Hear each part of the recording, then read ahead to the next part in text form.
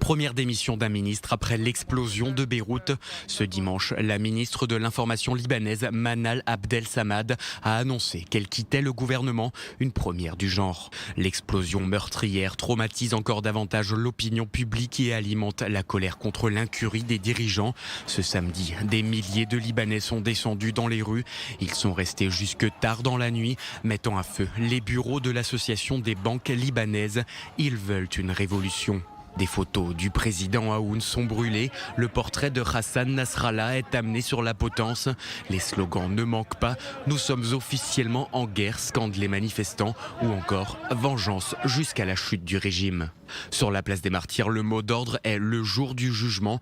Les guillotines en bois sont installées. Le hashtag Pendez-les circule depuis plusieurs jours sur les réseaux sociaux. À Cran, les manifestants ont occupé plusieurs ministères qu'ils considèrent comme des symboles du désordre libanais. Ceux de l'énergie et de l'économie ont ainsi été brièvement envahis.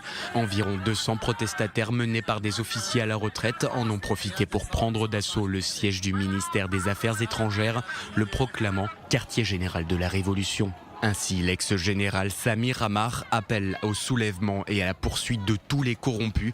Sans surprise, c'est toute la classe politique qui est pointée du doigt.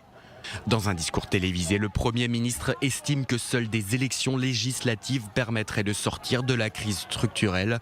Il se dit prêt à rester au pouvoir pendant 2 mois. Lundi, je me rendrai au Conseil des ministres pour demander des élections anticipées.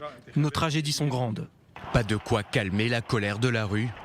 Le Premier ministre n'a pas de réelle autorité pour organiser de nouvelles élections. Il ne fait que négocier. C'est pourquoi nous ne quitterons pas la rue tant que nos besoins ne seront pas satisfaits, tant que de nouvelles élections n'auront pas lieu et que les 3 piliers du gouvernement n'auront pas été supprimés.